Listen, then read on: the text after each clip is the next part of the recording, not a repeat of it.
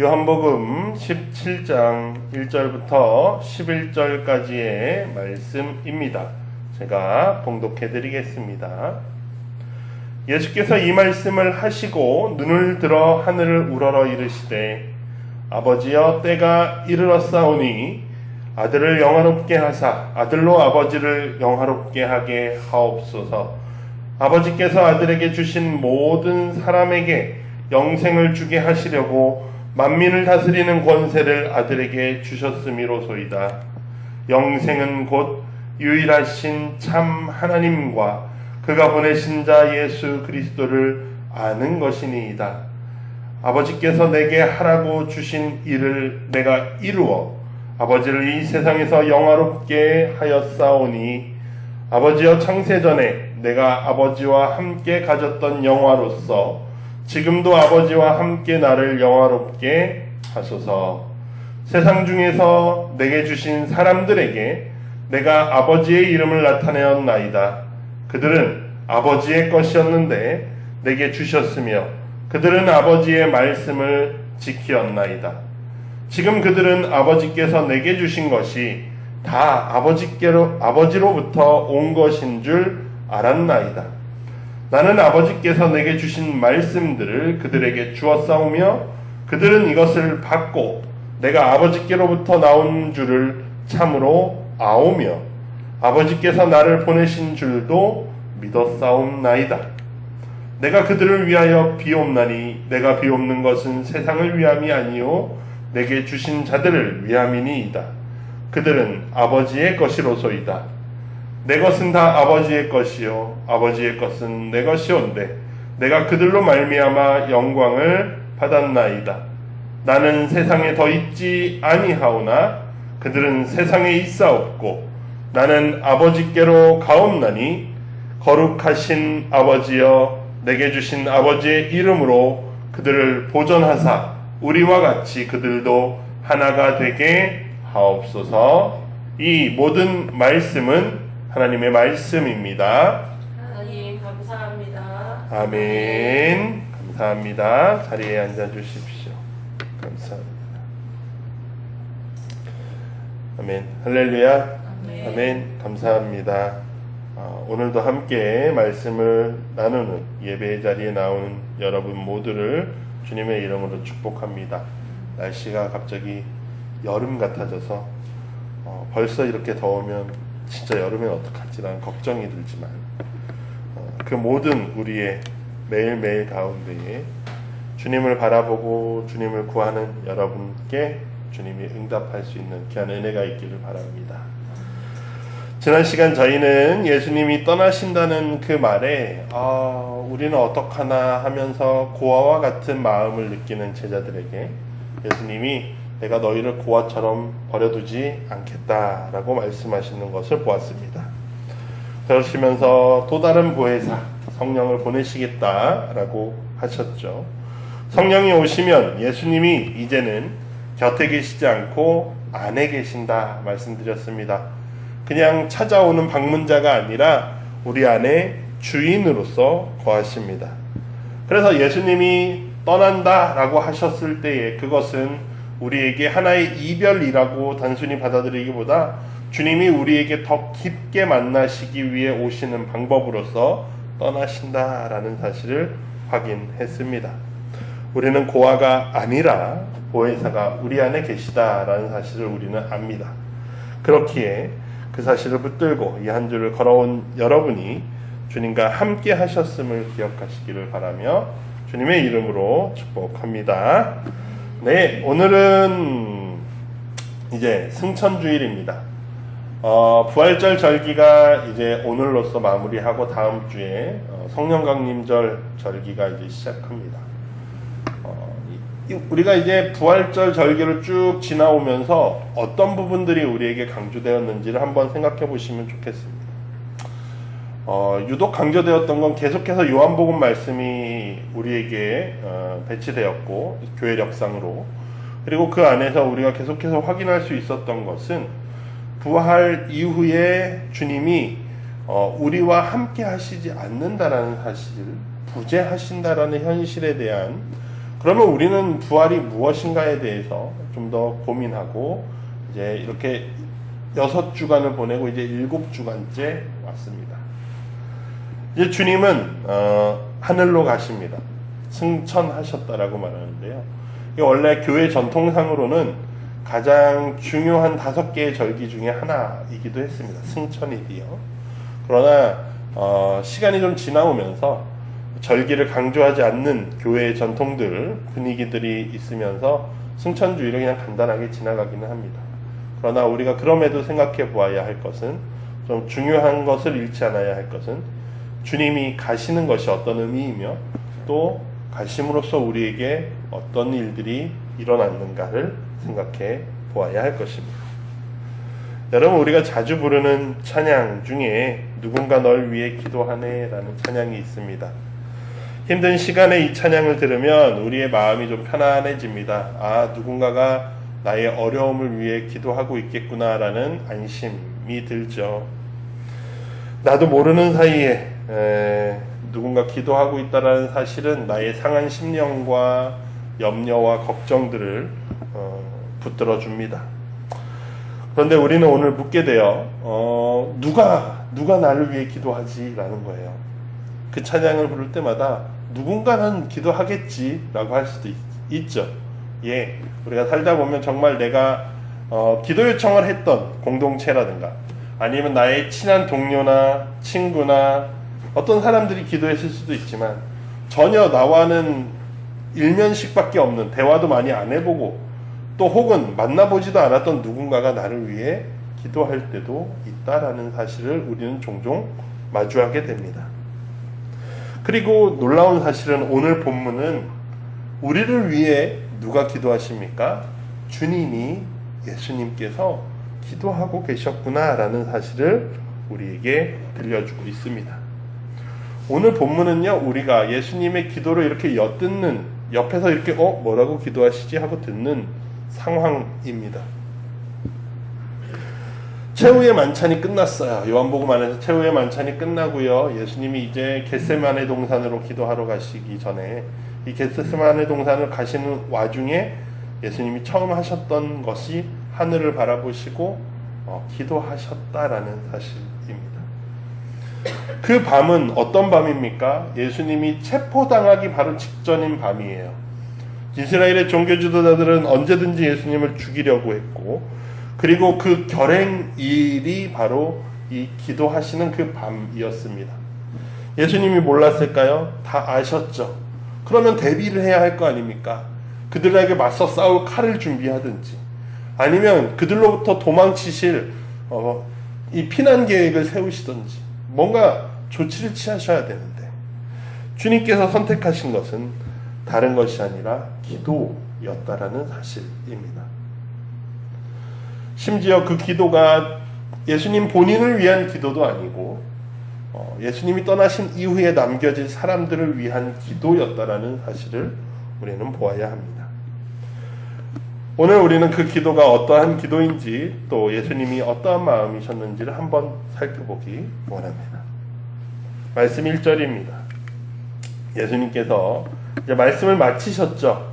그리고 하늘을 바라보십니다. 그리고 이렇게 기도하셔요. 아버지의 때가 이르렀습니다. 아들을 영화롭게 하사 아들로 아버지를 영화롭게 하게 하옵소서라고 되어 있고요. 예수님께서 1절부터 5절까지의 기도의 내용은 사실상 예수님과 아버지와의 관계성을 나타내는 기도의 내용입니다. 그래서 아버지와 예수님의 대화예요. 우리는 옆에서 듣는 것뿐이죠. 근데 그 대화의 내용이 무엇인가를 우리가 한번 볼 필요가 있습니다. 요한복음에서 강조하는 몇몇 단어들이 있는데 그 몇몇 단어들이 오늘 1절부터 4절까지에 많이 나와 있습니다. 당장의 1절에서만 보셔도 아버지여 때가 이르렀습니다 라고 이야기합니다. 요한복음 안에서 때라는 단어는 자주 사용되어 왔습니다. 그래서 때가 아직 이르지 아니하였으니 등등, 내 때가 아직 아닙니다 라는 등등으로 계속해서 사용해 오시다가 예수님께서 12장에서 때가 이르렀다 라고 사용하시기 시작하고, 또 오늘 본문 17장에서는 아버지 때가 이르렀습니다라는 과거형이에요. 이미 이르렀다. 완료형입니다. 완료형. 이미 아버지의 때가 왔습니다 라고 말하는 거죠. 이 때는 단순히 우리가 어떤 시간을 말하는 것이 아니라 하나님께서 계획하신 일들이 완성되어지는 순간을 예수님이 말하고 계시는 거예요. 요한복음은 예수님께서 이 때를 위해서 계속해서 그의 삶을 살아오셨다라는 것으로 구성되어 있습니다. 그리고 그 때가 다가왔을 때 주님께서는 이게 갑자기가 아니라 드디어 왔구나 하며 담담하게 받아들이십니다. 그리고 놀라지 않으시고 준비하고 계셨다가 뭐 하십니까? 기도하시더라라는 사실이에요. 그래서 이 때라는 단어를 우리가 조금 집중해 볼 필요가 있습니다. 그리고 1절에서 두 번째로 영화롭게 하사라고 되어 있습니다. 아들을 영화롭게 하셨다. 아들로 아버지를 영화롭게 하게 하소서라고 하시는데요. 영화롭게 하다라는 것이 이제 영광, 독사, 원어상으로는 독사라고 말하는 영광이라는 단어입니다.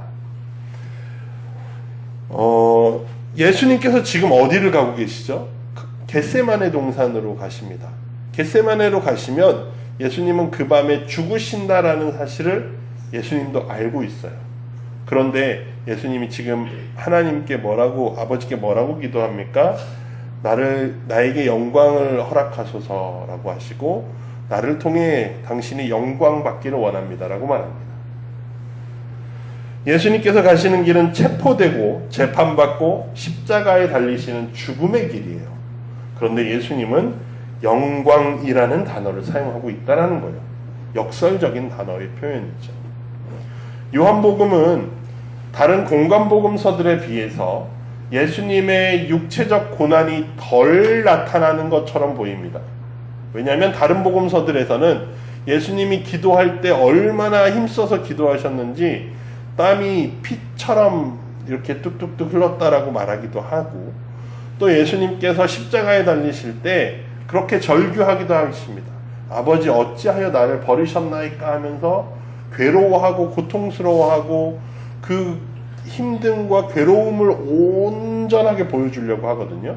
근데 요한복음은 가만히 보시면 예수님께서 십자가에 달리셨는데도 고통스럽다 하시도 않으시고, 어머니 마리아에게 어머니 아들이요 제자야 이제 너의 어머니로 모셔라 이런 이야기를 하고 계시고, 목마르다 정도가 괴로움의 표현이고, 마지막에는 다 이루었다 하면서 돌아가십니다. 그러니까 요한복음을 연구하는 학자들은 아니 요한복음은 왜 이렇게 예수님의 순환에 대해서 이렇게 잘 드러내려고 하지 않지? 왜 이렇게 몸의 고통을 소홀하게 여기지? 라고 생각하는 거예요.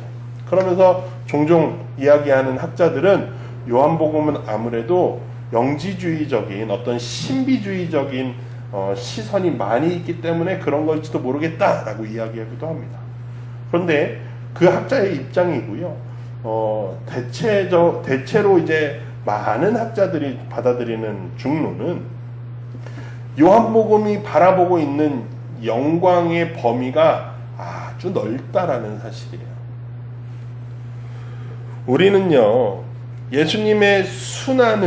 요한복음이 예수님의 순환을 덜 중요하게 여겨 라고 말하고 있지만 그렇지 않고, 요한복음은 예수님의 순환도 하나님의 영광이다라고 말하고 있는 거예요. 그래서 요한복음은 고난의 언어를 사용하는 대신에 그 고통과 순환의 상황에서도 영광이라는 영광의 언어들을 사용해서 하나님께 영광이 되게 한다라고 말하는 겁니다. 요한복음의 저자는 고통 안에서 하나님의 영광을 보았다라는 사실. 그것이 조금 연결되는 게 4절에서 우리가 더 생각해 볼 수 있는 게 그겁니다. 4절에 아버지께서 내게 주신 일을 내가 이루어 아버지를 이 세상에서 영화롭게 하였습니다. 아버지의 영광을 이루었다라는 거예요. 이루었다라는 단어가 앞서 십자가에서 예수님이 돌아가시면서 다 이루었다라고 하는 단어와 동일한 어근의 단어입니다. 그래서 요한복음의 저자가 말하는 바는 십자가에 가시기도 전에 예수님은 아버지의 영광을 이루었다라고 지금 선언하고 계시는 거예요. 그리고 십자가에서 모든 것이 이루어졌다라고 그 선언이 온전히 이루어졌음을 보여주고 계시거든요. 무엇을 이루셨는지를 생각해 봐야 됩니다. 우리가 예수님께서 이루신 것이 아버지의 영광이 되게 하신 게 예수님이 기적을 행하시고 바다를 잔잔하게 하시고 아픈 사람들을 고치시고 죽은 사람을 살리시고 하는 것들을 통해서 우리가 보기에 우와 놀랍다 대단하다 하나님은 굉장하시구나 하는 것들만을 가지고서 아버지께 영광이라고 말하는 것이 아니라 요한복음의 저자는 예수 그리스도의 그 모습뿐만 아니라 고난과 십자가와 죽음까지 모든 것을 영광이라는 단어 안에 넣고 있다는 사실이에요. 그래서 요한복음의 저자는 하나님의 계획이 예수 그리스도를 통해서 온전히 이루어졌기에 아버지께서 예수를 통하여 온전히 영광 받으신다라는 이야기를 하고 있는 것입니다. 하나님이 품으신 우리를 향한 구원의 계획이 온전히 이루어지는 것이 아버지의 영광이 되어진다는 거예요. 그래서 예수님께서 십자가에 죽으신 뿐만 아니라 제자들로부터 떠나신다라고 하신 것까지도 결국엔 하나님의 구원의 역사 안에서 온전히 영광이 되어진다라는 사실이에요. 제자들에게는 이해할 수 없는 상실의 일입니다. 아니 예수님이 어디 가신 거야? 예수님 왜 죽으신 거야? 우리에게 왜 떠나신 거야? 라고 말하지만 그 모든 것이 하나님의 계획 안에 있으며 하나님 아버지께서 영광 받으시는 일이기에 예수님의 죽으심 그리고 예수 그리스도께서 제자들을 떠나시는 그 일이 실패가 아니라 완성이라는 측면 안에서 오늘 본문의 기도를 보셔야 한다라는 사실입니다. 예수님과 아버지 사이의 이 기도에서 때가 왔고 하나님의 영광이 드러났습니다. 모든 것이 이루어졌습니다. 라는 선언을 예수님께서 하고 계시는 거예요.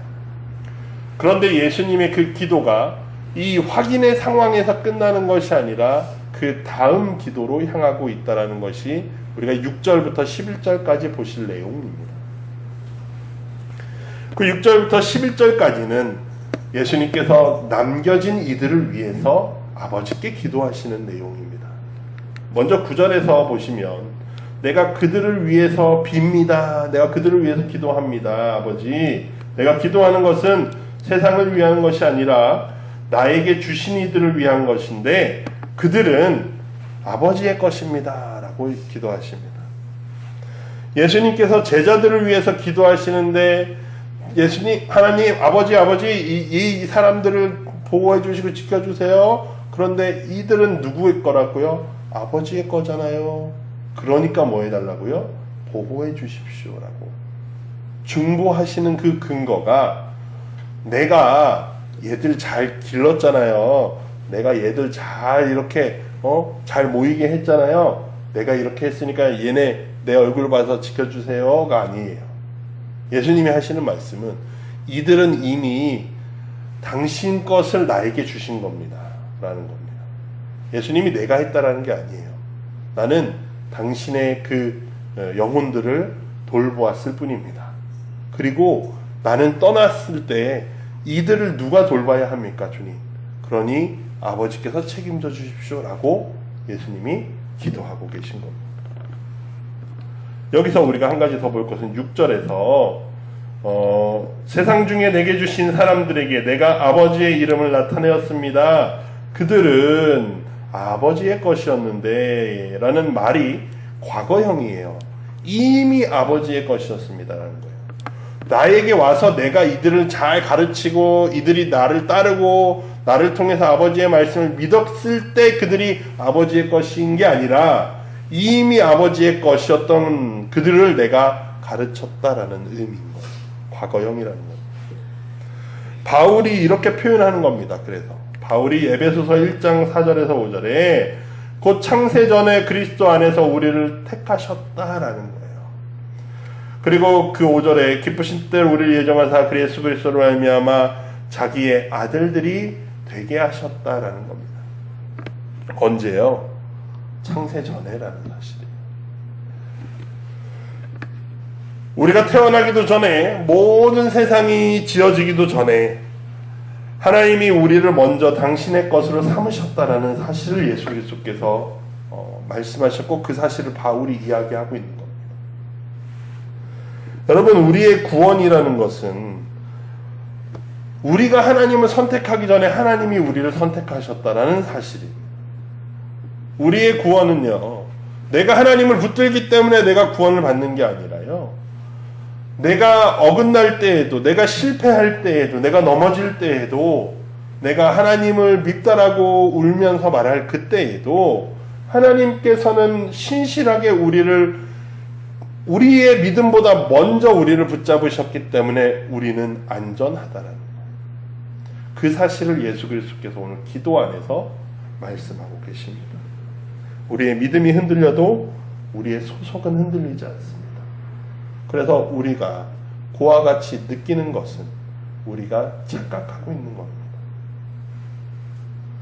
지난주에 그와처럼 내버려두지 않으시겠다라고 하신 말씀의 근거가 이거예요. 이미 아버지께서 자신의 것으로 삼으신 자들이라고. 우리에게는 아버지가 계시는데 어떤 아버지입니까? 창세 전부터 우리를 자신의 것으로 삼으신 아버지라는 사실을 기억하실 필요가 있습니다. 그리고 그 아버지께 예수님께서 기도하시는 거예요. 생각해 보십시오. 예수님께서 이제 체포당하고 죽임을 당하고 십자가에 달리십니다. 누구라도 걱정할 수 있는 그 자리예요. 그런데 예수님께서는 아버지 나 좀 덜 아프게 하시면 안 돼요? 그냥 빨리 죽으면 안 돼요? 그냥 빨리 좀 대충 지나가면 안 돼요? 라는 기도의 내용이 요한복음에서 먼저 나오는 게 아니라요, 주님 이들을 지키시옵소서라. 남겨질 이들의 앞날이 예수님의 마음에 더 깊게 남아있다라는 사실입니다. 그래서 오늘 11절의 말씀처럼 기도하시는 거예요. 나는 세상에 더 있지 않습니다. 그들은 근데 세상에 있어요. 나는 아버지께로 갑니다. 그러나 아버지, 이들은 이 땅에 남아있으니까 내게 주신 아버지의 이름으로 그들을 보존하시고 하나가 되게 하옵소서라고 예수님이 기도하십니다. 예수님은 자신이 없을 시간에 대해서, 이 제자들에게 남겨진 시간에 대해서 기도하고 계십니다. 그리고 그 기도 안에 두 가지를 청하셔요. 두 가지. 첫 번째는 보존하옵소서예요. 예수님이 떠난 이후에 제자들이 맞이할 세상은 어떤 세상일까요, 여러분? 오, 예수가 부활했어. 야, 너네 진짜 대단하다. 라고 박수 받는 삶일까요? 야, 너네 정말 멋져. 야, 어떻게 그러면 믿음이 좋아? 하면서 사람들이 치켜 올려주는 세상이었나요? 아니요. 제자들에게 남겨진 자리는 예수께서 그렇게 말씀하셔요. 내가 미움당한 것처럼 이들도 미움받는 삶을 할 거라는 거예요. 성도는요, 미움받는 삶을 살 수밖에 없습니다. 세상에 외면당하는 자리에 설 수밖에 없다라는 것을 주님이 알고 계시다라는 거예요. 그러니 아버지, 그들로부터 그들이 그런 자리에 섰을 때에도 내가 그들의 곁에 있어주고 싶지만 있을 수 없으니 아버지, 그들을 보존하여 주시옵소서라고 기도하는 겁니다. 마치 먼 길을 자녀를 이렇게 떠나보내는 부모의 입장에서 함께 있었을 수 없으니 그들을 위해서 기도하지 않습니까? 아버지, 그들을 좀 지켜주십시오라고요. 그런 것처럼 예수님께서도 그들을 지켜주십시오. 그들이 고통의 자리, 고난의 자리에 있을 겁니다. 지켜주십시오. 보존하여 주십시오. 근데 이유가 뭐예요? 당신 거잖아요. 당신의 자녀 아닙니까? 하는 거예요. 두 번째는요, 예수님의 기도의 제목의 두 번째는 하나 되게 하여 주시옵소서라는 기도입니다. 예수님께서는 그들이 단순히 보존되는 것뿐만이 아니라 그 보존된 그들이 하나 되기를 원했습니다. 기준이 뭐예요? 아버지와 내가 하나인 것처럼 저들도 하나 되게 하옵소서라고 기도하십니다. 아버지와 아들은 다른 분이죠. 그러나 어떻게 하나 됩니까? 완전한 신뢰와 사랑 그 안에서 일치함이 일어나는 그 일이 저들 안에 있게 하시옵소서라고 기도하십니다. 이게 그러면 좀 이게 무슨 말이야? 좀 어려울 수 있습니다. 근데 반대로 생각해 보면 그럼 하나 되지 않는다라는 건 어떤 것입니까? 하나 되지 않는 것의 반대말은 그들이 서로 싸우고 다투고 갈등이 일어나는 것 자체가 문제가 아니에요. 그로 인해서 그들이 뿔뿔이 흩어져 버리는 것이 하나됨의 반대말입니다. 하나됨이라는 것은 온전히 다 똑같은 것만 해야 되고 다 공통된 것만 해야 되고 누구의 한마디에만 다 따라가야 되는 그런 방식의 하나됨을 말씀하시는 게 아니에요. 하나됨을 통해서 그들 안에 서로 다툼이 생길 수 있습니다. 갈등이 일어날 수 있어요. 그것은 어쩌면 인간이 살아가는데 당연한 일이에요. 근데 문제는 그 갈등을 해결하고 그 갈등 가운데에서 서로 방법을 찾아가는 것이 아니라 길을 찾아가는 것이 아니라 에휴 그래 네 맘대로 살아라 나는 나갈 대로 간다 하면서 뿔뿔이 흩어져 버리는 것에 대한 우려라는 거예요.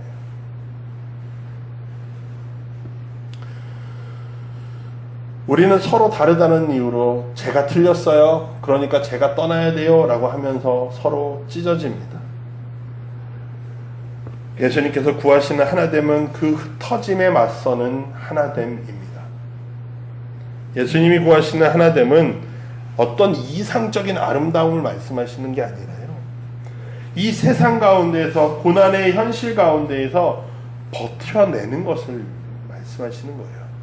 그 공동체 안에 아무런 일도 생기지 않고 그 공동체 안에 어떠한 문제도 생기지 않는 상황을 말씀하시는 게 아니라 그 모든 고통과 괴로움 가운데에서 아버지께서 지키시고 그들이 여전히 흩어지는 것이 아니라 함께 그 문제 가운데에서 살아가게 하나로 묶여지게 하소서라는 기도입니다.